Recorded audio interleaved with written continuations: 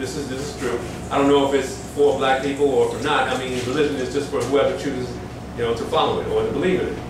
However, there's a sense within the black community that Islam is teaching more of a man to be masculine, to be strong, because it really doesn't teach to turn the other cheek, to be passive or nonviolent.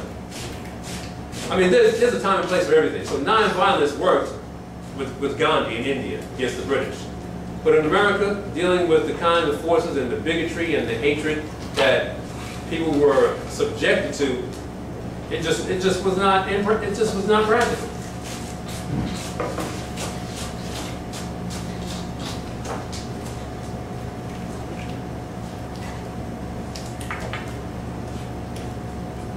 But really, once again, I would like to state, I would like to hear and see documentation where Malcolm was supposedly calling for people to go and commit random acts of violence against whites or anybody, for that matter. If anything, there was violence against blacks within the Nation of Islam, which Malcolm was a witness of. So really, it's, as Malcolm taught, it's really effective to study history and to come up with facts, because those who do not know history are failed or doomed to repeat. So in closing, I'd just like to say, like Chuck D said, don't believe the hype. Study for your own self to show yourself approved. And don't believe rumors, but have documentation so that you know what you're talking about, and so you can argue the point and debate someone intelligently instead of believing rumor and hearsay about one of our great black leaders. Thank you.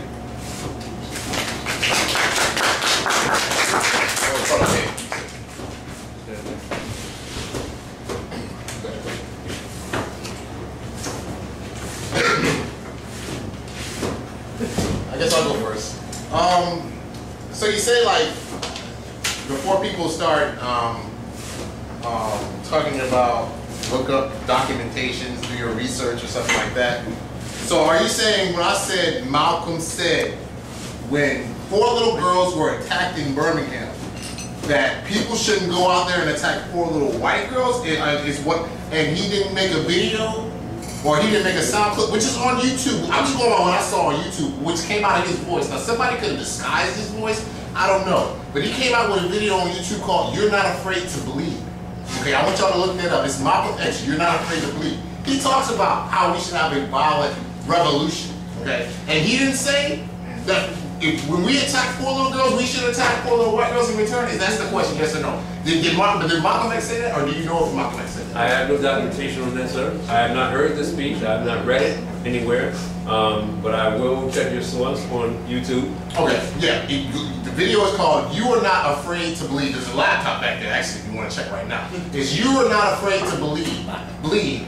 Okay, that's where he talks about violent revolutions. He compared the revolutions in Africa. Okay, he was talking about how we were more African than American. And he talks about how we, just like they fought for their freedom, we should fight for our freedom through a violent revolution. And that's the title of the video, You Are Not Afraid to Bleed. And then he did mention, in my book, I was telling one of the people in the audience, Malcolm X, an African American revolutionary, he mentioned when 4 little girls were attacked in Birmingham, that we should all rise up and kill. He didn't say attack, he said kill 4 little white girls. Look that up. I want you to look that up. That's for people who disagree with me in the audience. What's the name of it? Malcolm X, African American Revolution. Now some people, you can say, hold on. No, not yet. No, wait. Don't talk about it. Hold on, I'm saying. Like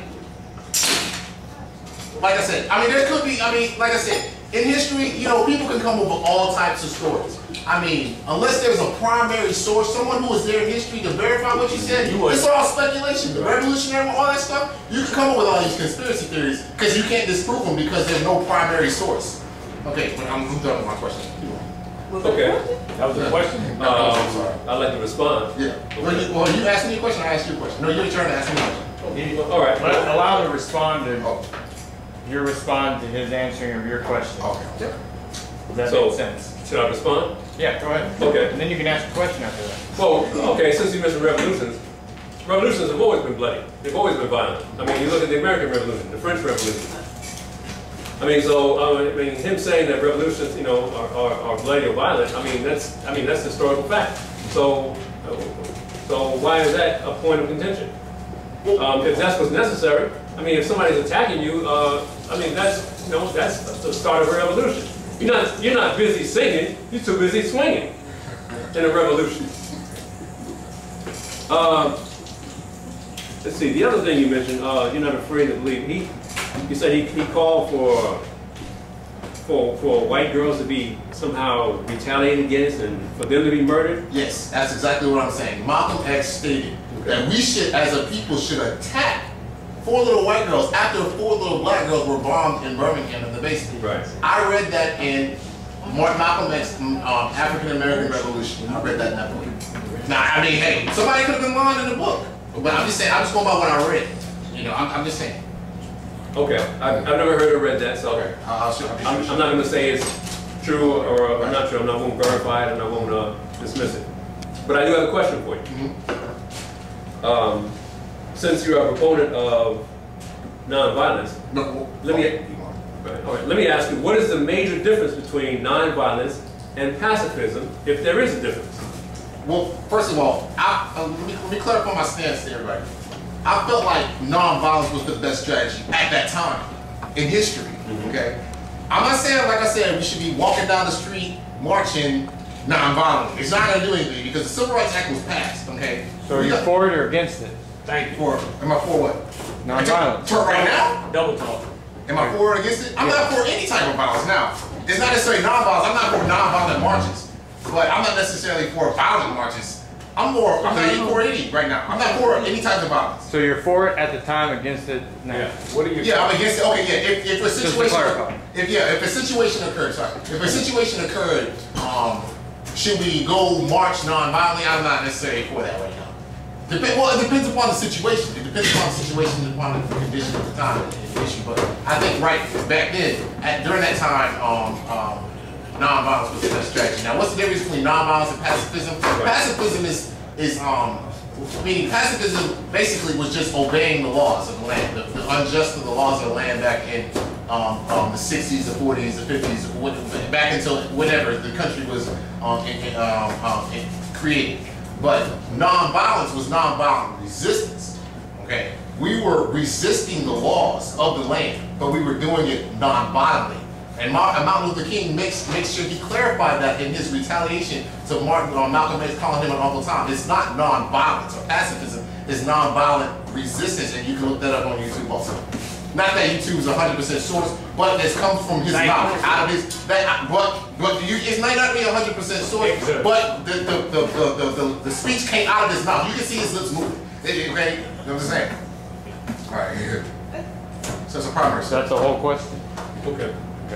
The second question is, would you say nonviolence is always an effective strategy, no matter what the opponent or under what circumstance? No, nonviolence is not always an effective strategy.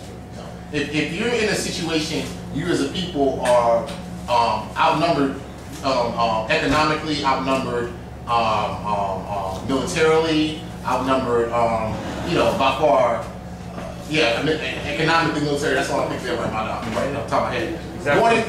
From your point of view or from Malcolm's point of view? No, you asking me personally? Right. Yeah, this is from my point of view. Okay. So, I think, what am I trying to say? Yeah, if you're in a situation where you're at the minority in terms of numbers, and in terms of money, in terms of whatnot, going through a nonviolent protest, studying the works of Gandhi was the best effective strategy.